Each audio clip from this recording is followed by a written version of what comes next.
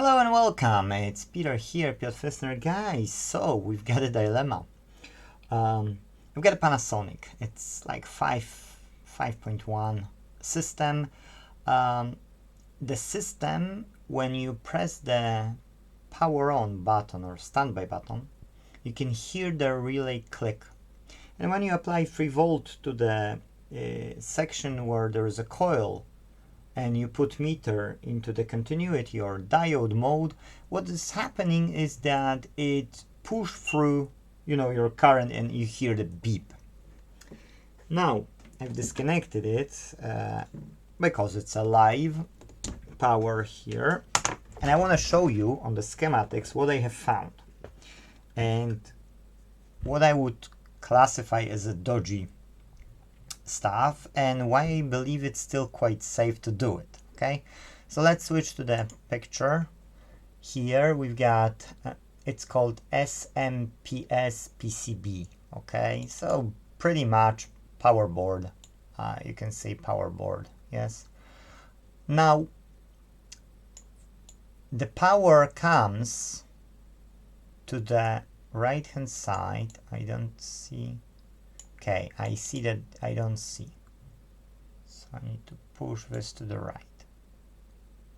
Okay, now we can talk. So the power comes to the red and black terminals. Okay, that's the wire from the small PCB outside. Whereas pretty much filters, yeah, you can call it filters, yes. Socket fuse and filtration. And then the power comes to the red and to the black one. Now, from here, through the via, goes to another via, or sorry, that's a fuse, okay, that's a fuse. And now I see that I could check the fuse. And I'll check it and I will see what's going on. No, but actually, sorry, I'm talking rubbish, okay? The fuse has to work because it goes to this bridge rectifier. And this bridge rectifier is fine.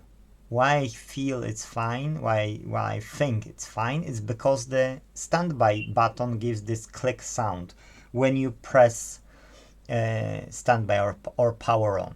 Now this relay, on the other hand, is the same way from the red, RY5701, okay, and that's shorting this and then goes to the main bridge rectifier, which can pull a lot of amps comparing to this small SMD style, okay. So now what's happening is you see the coil is here triggered, there is a transistor, and then here when you apply the voltage, small voltage, you can hear it click. So that means the relay is clicking in. And then when you probe on the third and second pin, you hear a beep on the diode mode. So that means you would say that this bridge rectifier is fine. Yes, that's completely fine and there's no doubt in it. But hey ho, we've got red and black and we've got 230 volts, whereas we think that everything's okay because the small bridge rectifier receives a current and then transform it to the DC and it's fine. Then you press the button and you hear click of the relay, so you think everything's okay.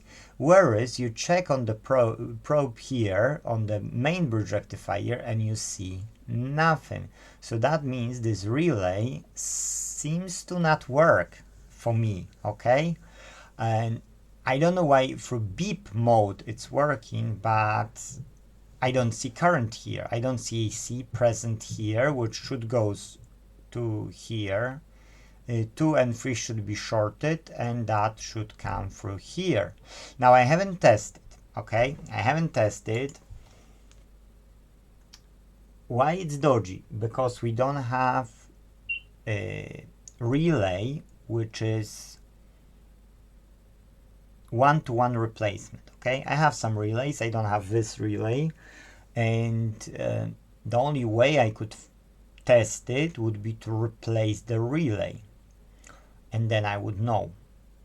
Whereas the small voltage maybe goes through, but when it's more current, it doesn't.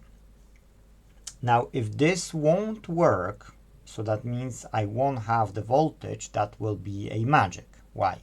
Because you see the still red and black points where the current is coming from this small PCB, the filter PCB, and from the mains here through the fuse. So here we know the voltage is coming to this board. Now we know as well that the small bridge rectifier does work. Yes, I don't know what's better. Oh, that's worse. Don't know how deep I can go with this. Nah, let's see. So in that case, I did try to show you better, but I don't. So what I want to say is, like, if this bridge rectifier gets current, and on the way from the mains, which comes from the red and black wire on this PCB, it's only relay, and you don't have current, so you can suspect the relay.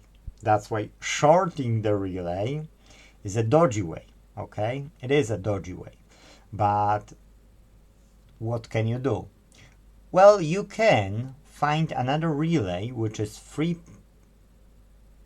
4-pin relay, and if the specification is quite similar to what you have, don't use 12-volt relays, okay? Like car relays, but use proper relays that can transfer 230 volts. And then you can attach it temporarily and test it. If that test will be fine, then you can order proper relay. You shouldn't short the relay, okay? I'm not saying it won't work, but you can get killed, you can harm yourself, you can electrocute yourself, and you can do other nasty things. But that's the way you should diagnose it, yes? So I thought I will share it with you because that's a short video, that's only over 7 minutes.